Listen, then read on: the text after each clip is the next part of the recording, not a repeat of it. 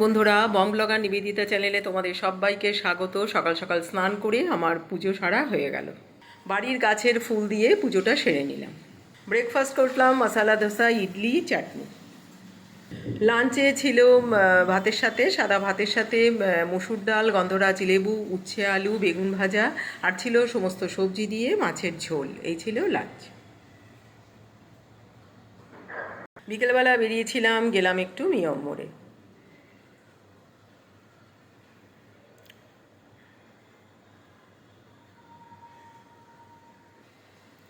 আমার ছিল জন্মদিন, তো মেয়ে পাঠিয়েছে ফুল, চকলেট কেক, আর আমরা নিয়ে এসেছিলাম ব্ল্যাক ফরেস্ট আর ঢোকলা।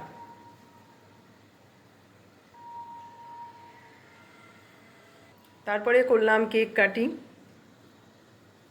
ডিনারে খেলাম কেক আর ঢোকলা।